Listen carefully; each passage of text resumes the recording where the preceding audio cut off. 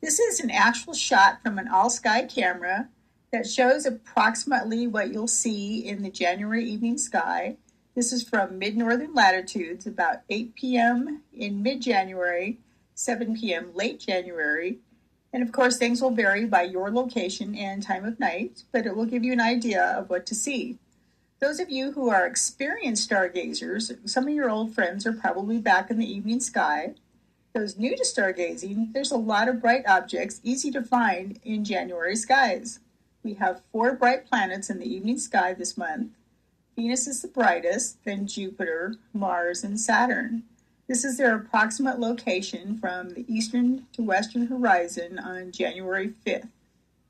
Keep an eye on Saturn and Venus this month. They'll be getting closer to each other and closest on the evenings of January 17th and 18th. Mars is definitely putting on a show this month. It'll be closest to Earth on January 12th. On the evening of January 13th, it will be close to our full wolf moon. And from some locations, the full moon will actually occult or pass in front of Mars. And then on the night of January 15th, 16th, it will reach its opposition, and that's when Earth flies between it and the sun. It'll be brightest for 2025 in the month of January. Moving around to mid-January, Venus and Saturn are closer to each other. Mars is higher in the sky.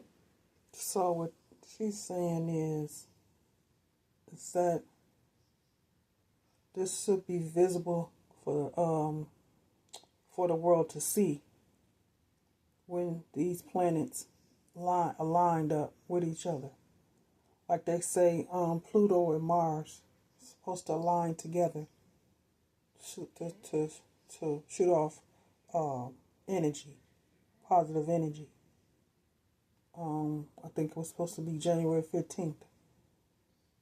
Now she's saying that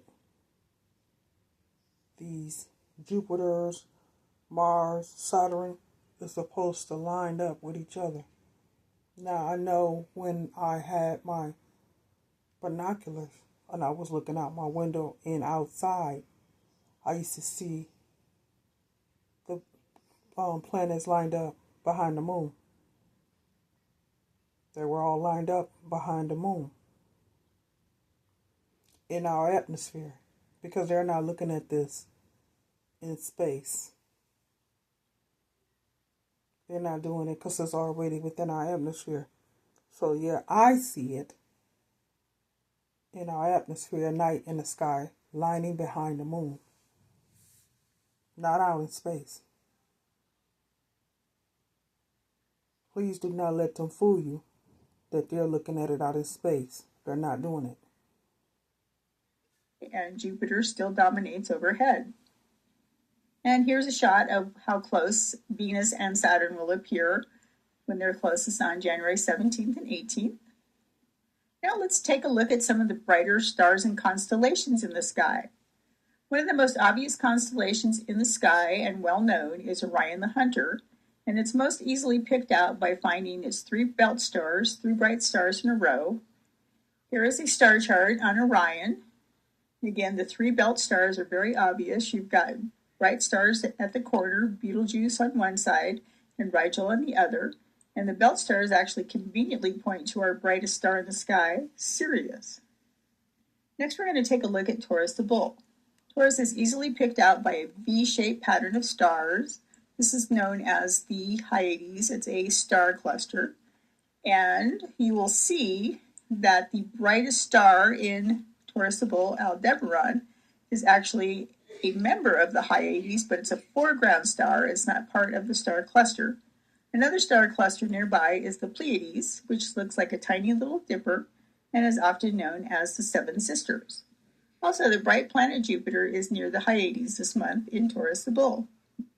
This month you can easily spot Jupiter between 2 bright stars. Of course, Aldebaran, the eye of Taurus the Bull in Hyades, and Capella, which is the brightest star in Auriga the Charioteer.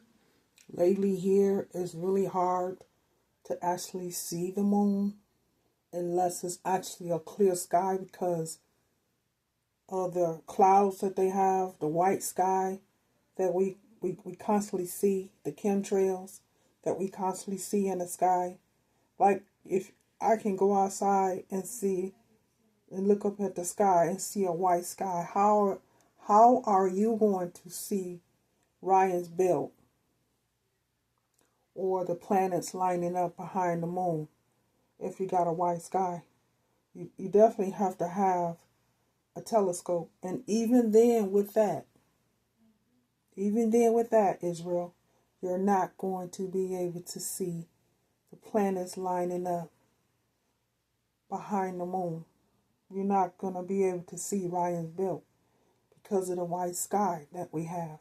I don't know if other cities or states are experiencing that, but I know what we are. We barely, really see the sky. The beautiful blue water that's in the sky. Barely, rarely do we see that. We always see a white sky. And that's the chemtrails that they're always spraying out to keep the sky, seeing as the clouds don't cover the whole sky like that. It's always clouds here, clouds there, clouds here.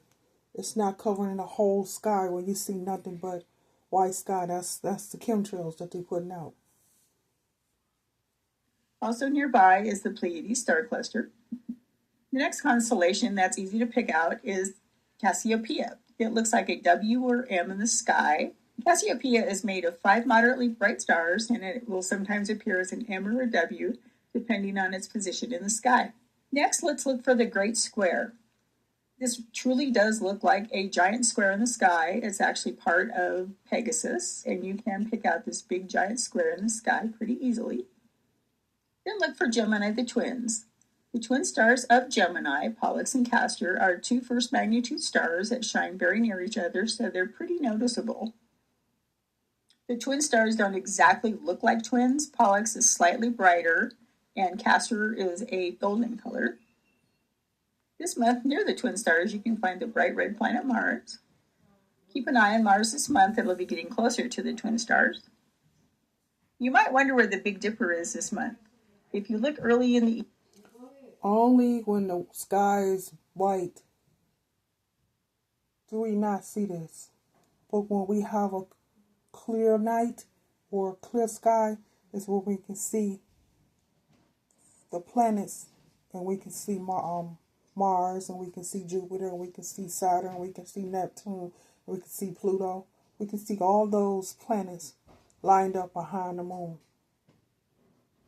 You just can't see it when the sky is white, when they're spraying the chemtrails, because what's in the sky is what they don't want us to see, Israel.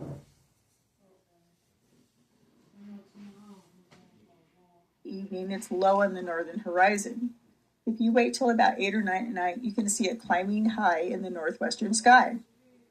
Have fun exploring the January evening sky.